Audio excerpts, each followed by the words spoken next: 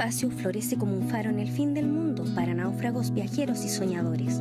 Durante 60 minutos nos proponemos bajar desde los vientos de la Patagonia, reflexiones e ideas, historias y relatos, música, sonidos y palabras para dárselas a quienes quieran reencontrarse con su identidad y levantar el vuelo. Aquí comienza Ojo con la Cultura.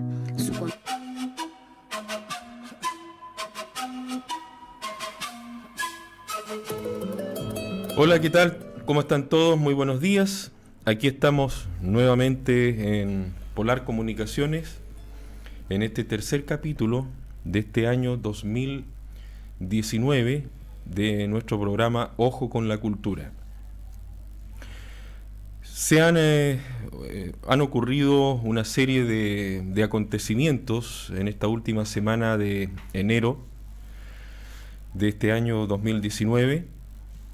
Vamos a estar analizándolo en el transcurso de los próximos minutos, como también de algunas actividades que se han realizado en conmemoración y en celebración de lo que fueron los 100 años de aquel hecho histórico ocurrido el día 23 de enero del año 1919 en el puerto Bories, un lugar ubicado a 6 kilómetros al norte de la ciudad de Puerto Natales.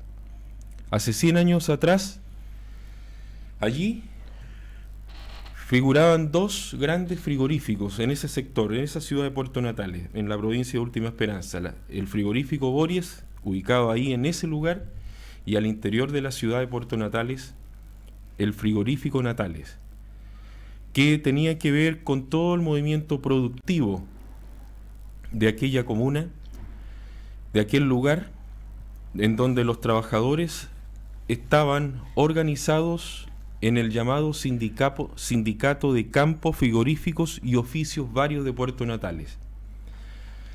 Anoche tuvimos la oportunidad de compartir junto con amigos, junto con artistas, con estudiantes, con algunos escritores, en dependencia del Sindicato de Estibadores de la ciudad de Punta Arenas, donde se festejaron, mejor dicho, estos 100 años de aquel evento histórico de Puerto Bories. ¿En qué consistió todo eso? ¿Qué es lo que se está festejando? ¿Qué es lo que ocurrió el día 23 de enero de 1919? En programas anteriores hemos contado la historia muy sucintamente de lo que fue la Federación Obrera de Magallanes. Vamos a tener que hacer un poco de historia. Esta Federación Obrera surge en junio, oficialmente, en junio del año 1911. Es un vasto gremio que aglutinó a las principales fuerzas vivas del mundo del trabajo de Punta Arenas, repartidos entre estibadores, carpinteros, albañiles, carneadores, que constituían a través de diversos sindicatos. Esos sindicatos se fueron organizando y finalmente se constituyen en la llamada Federación Obrera de Magallanes, como dijimos al comienzo, fundado en el año 1911, 18 de junio del año 1911. Ahora bien, en el país estaban ocurriendo una serie de acontecimientos de carácter político, social, económico, de carácter sumamente delicado, sumamente importante. Gobernaba en Chile el presidente Juan Luis Sanfuentes y nos aprestábamos a llegar a la elección del año 1920, en que por primera vez triunfa la denominada clase media, encabezada por su presidente, don Arturo Alessandri Palma, que en aquel entonces firmaba como el León de Tarapacá. Alessandri, por supuesto, representaba a las fuerzas vivas, al mundo popular. Pero ese mundo popular hasta 1919, 1920, no había tenido mayor representación ni en el Parlamento y mucho menos en el gobierno.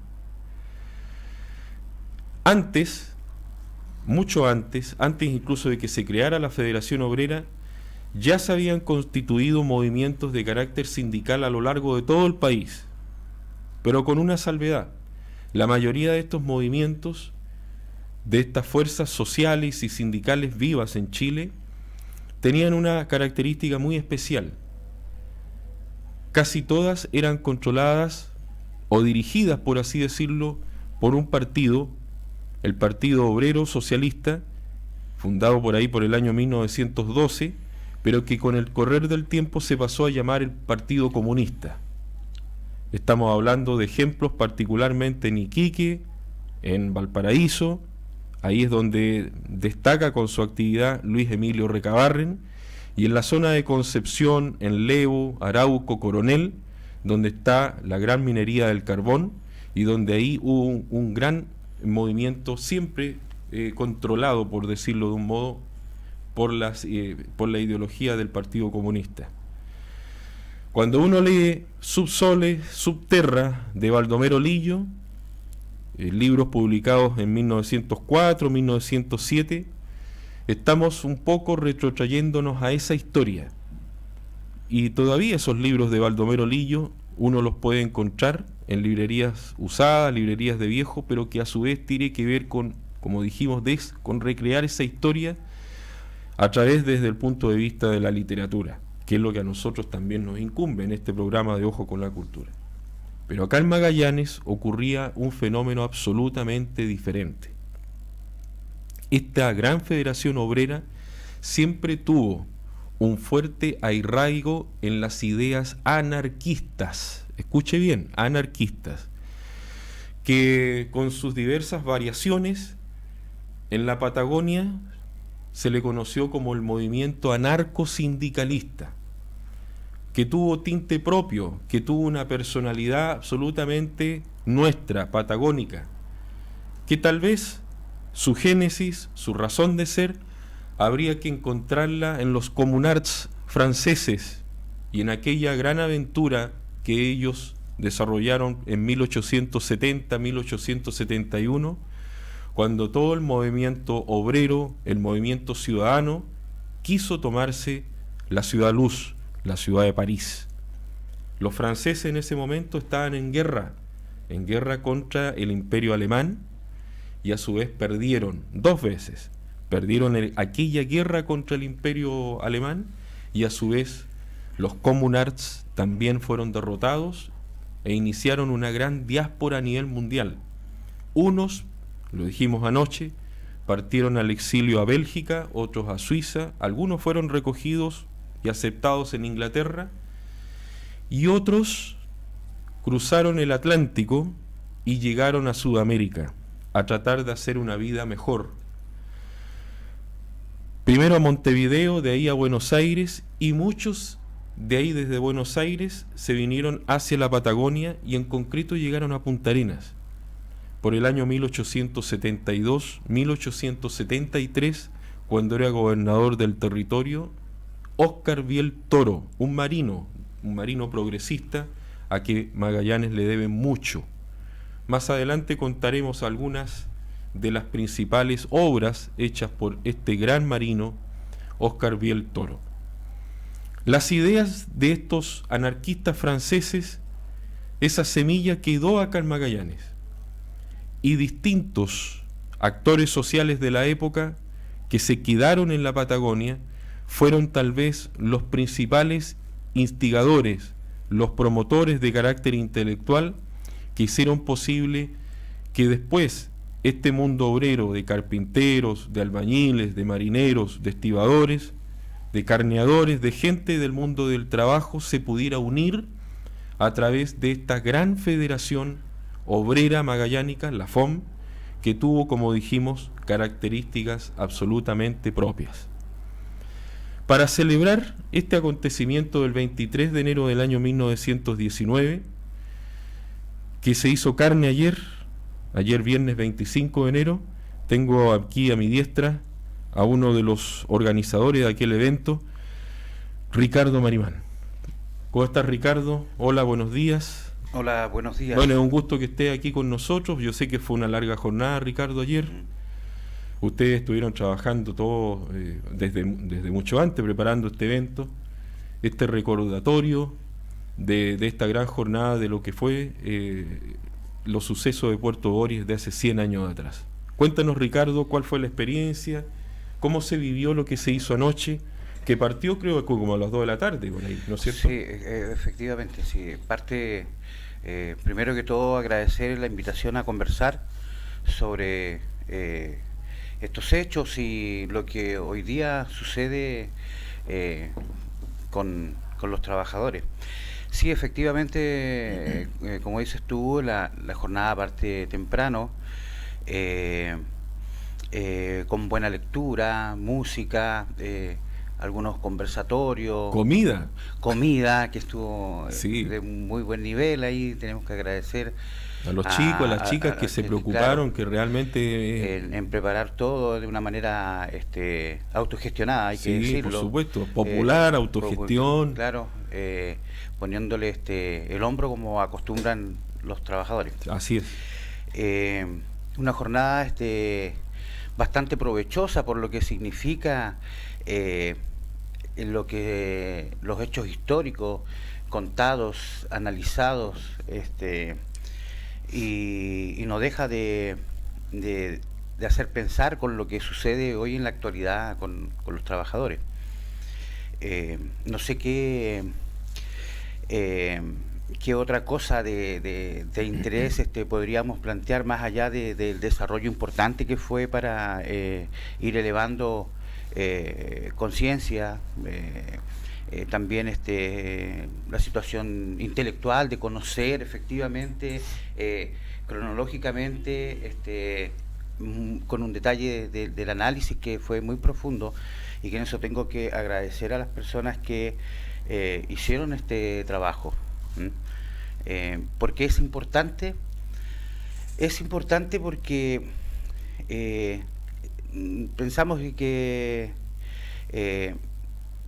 hoy día los trabajadores tienen un problema de cuenta mayor, que tiene que ver el qué hacer y la organización cómo se presenta. Tenemos una discusión bastante importante, creo yo, de forma muy personal, de discutir las formas en las cuales los trabajadores hoy se organizan, bajo el carácter que le da la oligarquía, la burguesía, enmarcarlo en una situación legal donde coaptan todos sus intereses, y son hasta dirigidos generalmente porque esos intereses sean únicamente basados en lo que es demandas salariales. Anoche nosotros hablábamos de que la Federación Obrera de Magallanes llegó a tener más de 6.000 afiliados. Estamos hablando de que más de la mitad, el 60% por lo menos de la fuerza laboral de Magallanes en aquel entonces, hace 100 años atrás, estaba cobijado en torno a las directrices de la Federación Obrera. Pero acá, Ricardo, nosotros tenemos que explicarle a la gente que nos está viendo, que nos está escuchando o siguiendo a través de las redes sociales, porque uno habla de anarquismo. Claro. Y lo primero que se viene a la mente, la gente se toma la cabeza. ¿Cómo? Anarquismo. Pero es que el movimiento anarquista en Magallanes no se trata de andar rompiendo escaparates, ni rompiendo vidrio, ni al contrario, el movimiento anarquista era tremendamente organizado.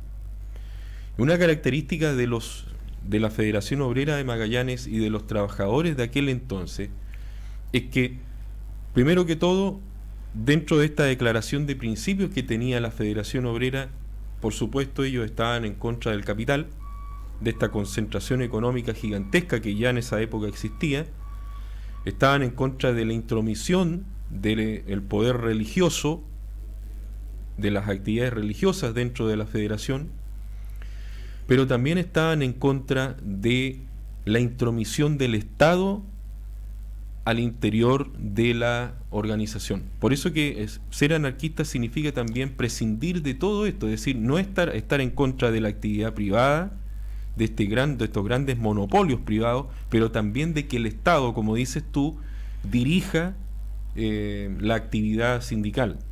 Y es ahí un poco lo que siempre ocurrió aquí en Magallanes, estas diferencias históricas entre los anarquistas en primera instancia con el Partido Comunista en su época, y que después tuvo esta ramificación, lo hablábamos anoche, cuando surge el Partido Socialista, ¿no es cierto?, el antiguo Partido Socialista, y estas luchas históricas internas muy fuertes con los comunistas.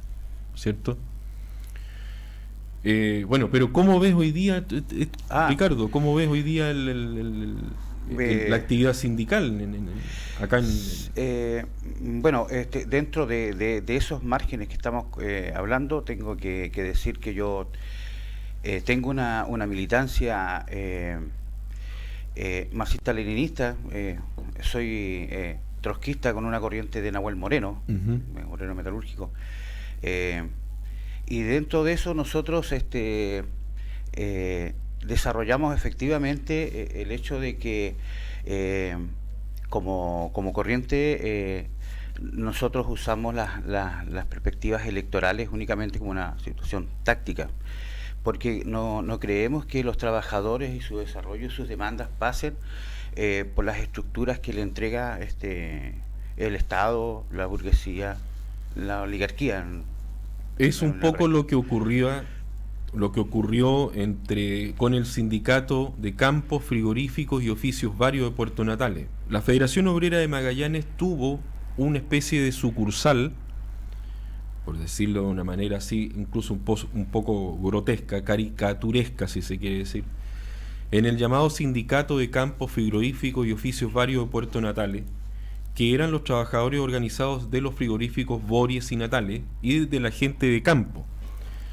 Y también la gente de mar y playa, porque había una cápite ahí, gente de mar y playa, una parte que pertenecía a este sindicato, que llegó a tener cerca de 3.000 afiliados.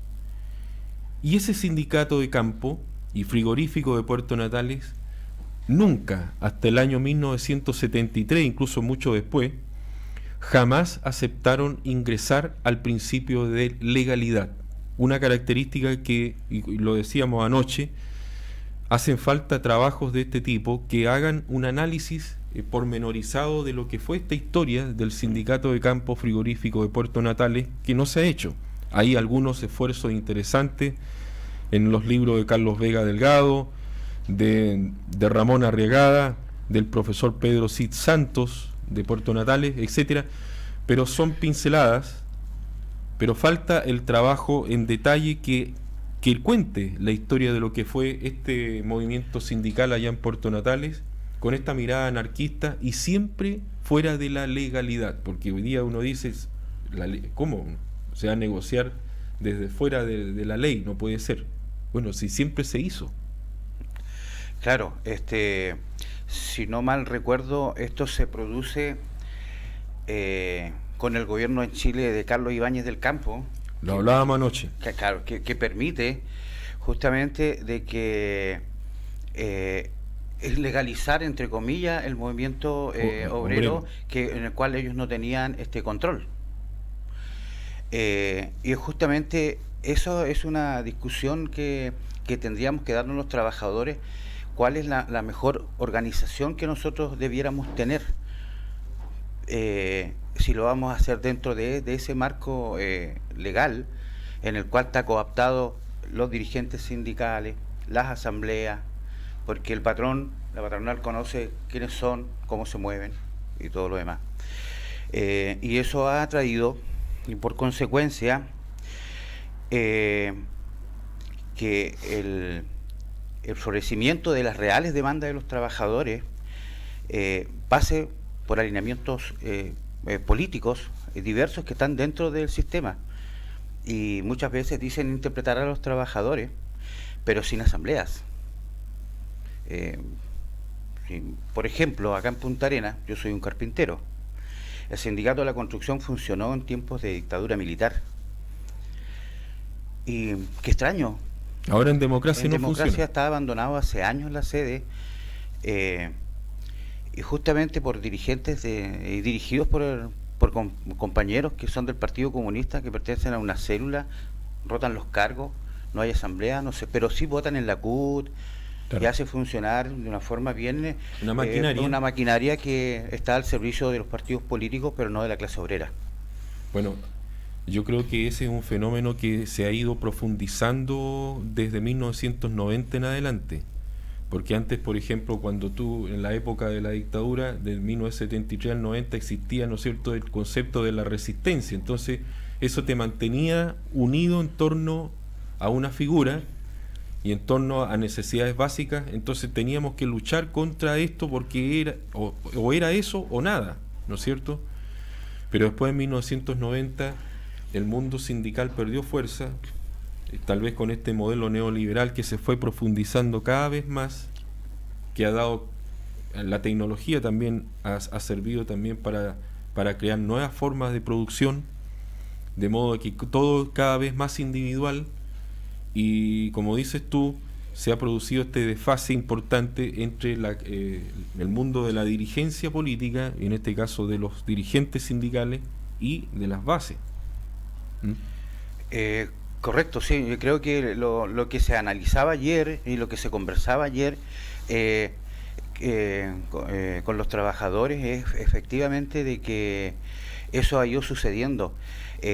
Los dirigentes sindicales cooptados por partidos políticos, en definitiva, después se preocupan más de llevar los alineamientos de su partido, que es legítimo en las asambleas, pero después, siendo dirigentes, terminan haciendo lo que le dice el partido y no la asamblea. Se ha vuelto lo que lo que dijeron los grandes teóricos del marxismo y leninismo, se aburguesaron. Me parece que por ahí va. Hay muchos dirigentes que son únicamente para la tele y la radio. Se aburguesaron. Pero en la práctica no hay solidaridad de clase, no hay democracia obrera, y eso ha ido manifestándose en los diferentes colapsos que han tenido estas direcciones burguesas que tienen los trabajadores. Comenzaron a ganar plata, comenzaron a vestirse bien, comenzaron a tener el primer auto y se aburguesaron. Eso es lo que pasó. Sí, creo que ese es un análisis que es el correcto, que es lamentable, pero los trabajadores sabemos desde cuándo que alguien que desde la dirigencia y que dice defender a la clase trabajadora no golpea la mesa en este país. Pero esto está pasando, me da la impresión de que esto está pasando en todas las esferas, en sí. Todo tipo de gremios, de sindicatos, de agrupaciones, asociaciones. Se nota que hay un distanciamiento entre la clase dirigencial, los dirigentes, ¿ya?, versus, o sea, lo que se llamaba la cúpula versus lo que son las bases.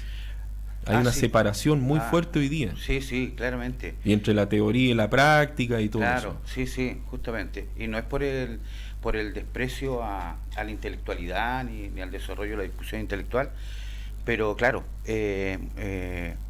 tal vez hay mucha discusión de cuatro paredes, de salón, tecnócratas, pero sin la praxis que se requiere para el desarrollo del movimiento obrero, y sin los trabajadores, porque sería bueno también hacer una caracterización de los trabajadores hoy en día, y esto yo lo he dicho siempre. Antiguamente los trabajadores de la construcción llegaban a la obra en bicicleta, hoy día llegan en auto. Es una preocupación mayor para las obras tener un estacionamiento para que los trabajadores lleguen en auto. Bueno, en Magallanes estuvo un diputado famoso. Hablábamos anoche hablábamos de Juan Efraín Ojeda, el diputado, el tripero, que trabajó durante tantos años en el frigorífico Bories, de muy niño, que a los 27 años recién cumplidos fue elegido diputado por Magallanes, convirtiéndose en el diputado más joven de la historia de Chile. Juan Efraín Ojeda. 4 periodos en el Congreso Nacional. Y después llegó al Congreso otro diputado que era un hombre del mundo del trabajo, Alfredo Hernández Barrientos, que era un hombre netamente de trabajo, y que se hizo famoso con un eslogan que hasta el día de hoy se le recuerda: del andamio al Parlamento. Mira. Diputado desde el año 1953 a 1961, Alfredo Hernández Barrientos, hombre de Chiloé. Mira. 2 periodos en el Congreso, un hombre que falleció no hace mucho, que vivió más de 100 años. Alfredo Hernández Barrientos. Ricardo, tú sabes, estamos sometidos a la dictadura del tiempo. Pero pues, quiero aprovechar... Cerremos. Ya, pero quiero aprovechar justamente lo que acabas de mencionar. Hoy Dale. día, por ejemplo, para los trabajadores, el pensar que las cámaras de diputados y senadores están preocupados o que en algún momento les sirve hoy día en el sistema neoliberal a los trabajadores, demuestra de que cuántos trabajadores hay sentados en las cámaras. Eso quiere decir que la democracia, como está planteada hoy en día en Chile, no le sirve a los trabajadores. Esa es la mejor muestra. Lapidaria. Los trabajadores, no hay ningún trabajador sentado ahí. Ninguno. Entonces, nos cuesta pensar de que alguien pueda hablar de la cesantía, que pueda hablar de la hambre, de las vicisitudes que pasa un trabajador cuando las desconoce. Agradezco este espacio, ojalá que podamos seguir conversando, bueno, para poder ir dando muestras de prueba de lo que se dice y de lo que se hace. Y hablar también de todos los libros que anoche se estaban ofreciendo, sí, que tienen mucho que ver con lo que estamos conversando nosotros con Ricardo, pero cuántos escritores, valga la redundancia, escribieron de aquello que estamos hablando hoy día con Ricardo, que fue la esencia, la base del encuentro que tuvimos anoche, conmemorando el centenario de los sucesos acaecidos en Puerto Bories, un 23 de enero de 1919. Ricardo Marimán, gracias por estar con nosotros aquí esta mañana. Gracias a ustedes. Este sábado vamos a seguir en contacto para profundizar en esta temática que yo creo que a todos les interesa, a los trabajadores, a la gente del mundo pensante, a la gente, a los universitarios, lo pudimos comprobar anoche, sí. Una cantidad muy importante de gente joven preocupada de estos temas. De estos quehaceres. Sí. De estos quehaceres. Gracias, Ricardo. Muchas gracias a ti. Vamos a una pausa y volvemos.